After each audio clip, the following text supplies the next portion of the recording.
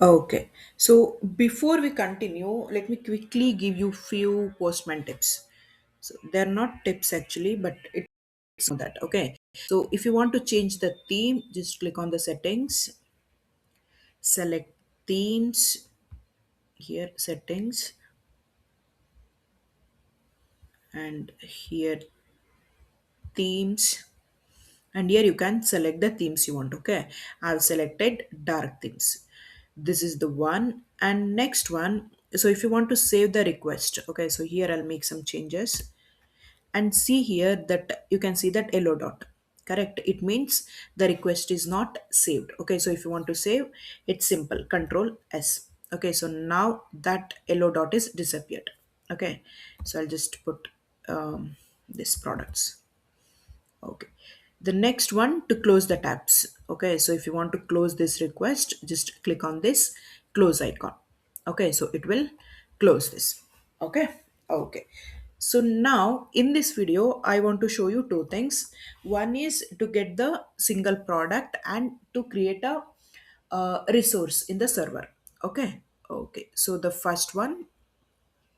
So far in this request, in this API request, we were getting all the products. Okay, so if I click on send, it was giving all the products present in the backend. Okay, so now if the user wants to click on one single product, so in that case, backend sends only that product, correct? So for that, here we have to mention so which product we want. Okay, so for that, let us create another request. So this is get products, or I will rename as get all the products, get all products. Okay, so now, so one is here, you can click on this three dots and select duplicate, or you can select, you can click on this plus icon. Okay, you can click on this plus icon to select a request. So what I'll do is I'll select this duplicate. Okay, so and just change this name. So here what I want in this request, I want to get a single product. So I'll select get a product,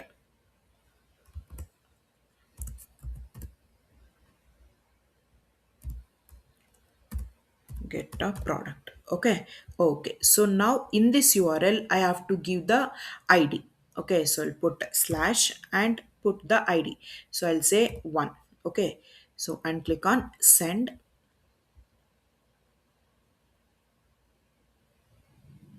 So here you can see that here it is giving only the details of this product one. Okay, so here you can see that ID is matching, and if you see the response time is, it is one JSON object. Okay, so it is not array of an object, it is single JSON object. Okay, so what you have to validate, you know that you have to validate the status code 200 success, so this is good.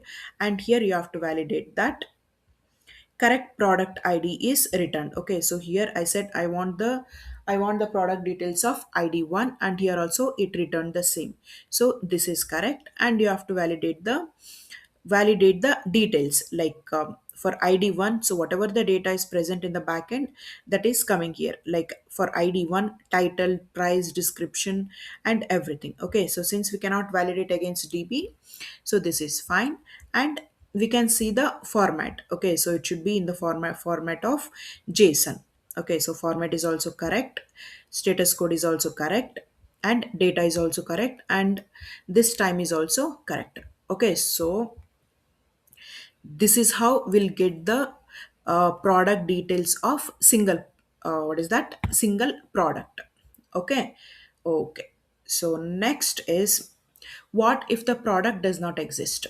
Okay, so here I will give 100. So before that, let us execute this previous this one API and see. Click on send, and here I will scroll down. We have how many? So in this database we have only 20 products. Okay, so now if I want to get product 100, so ideally it should say 404 not found. Okay, so this is a negative testing, but since this is a public API, it is saying 200. Okay, but you can see that it is not giving any data back. Okay, so this is just a negative testing. Okay, usually in the database, if the data is not there, it will say 404 not found. Okay. Okay. So I hope you understood how to get a single product. Okay. With the URL after the endpoint, you have to pass the ID, which product ID you want. Okay. Okay. So now I'll just keep one and and press Ctrl S. So it got saved. So the next one is post. Okay, so far we have seen only get method, so now we will see post. Okay, so you know that get is used to fetch the data from the backend or server. So now, so when you want to create a new data, we use post method. Okay, remember, to create a new data we will use post method, and post sends the data from client to server. Okay. Okay, so let us create a post request. I will click on duplicate, and here first I have to select the HTTP method, that is, sorry, this one, post, and here I have to change the URL. For post I'll remove /1. Okay, so this is the post URL. Okay, so you have to select the HTTP method and the endpoint. Endpoint is products, and you have to change the request name. Okay, so request name is create a product.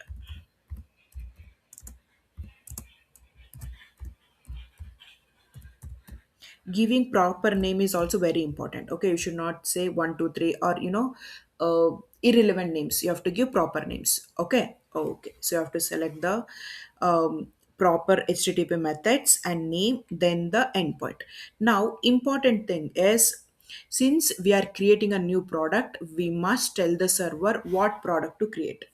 Okay, it means the information we are sending here is called as request body. Okay, so remember, without request body post is incomplete, or we have to use request body with post. Okay, so this is very important. So how to send request body? So click on this body and select raw. Okay, and here it should be JSON. We are sending the data in the form of JSON. Okay, it is not mandatory, but usually it is mandatory with REST API, and also it depends on what developer has implemented to this. Okay, so you have to enter the details here. Okay, so I have it here, I'll just copy it. And usually you will get this data from developers. Okay, so they will tell this structure. Okay, so what you should give: title, price, description and category. And if you want to pass some more things, developers will give this request body. Okay. Okay, so here the title is test product, and the price and description and the category. Okay, so I'll just press enter, sorry, send.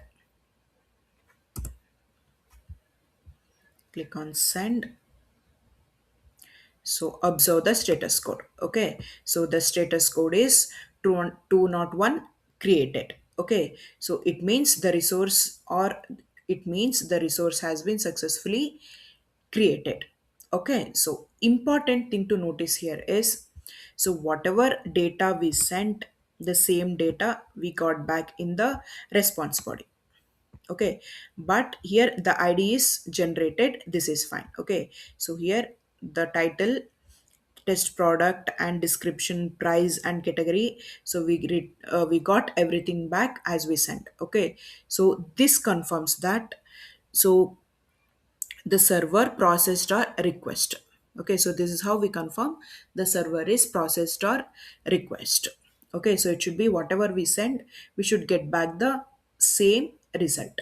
Okay, so the this ID is usually it is unique. If I select send again, so it will create, if I click on send again with another details, it should be 22.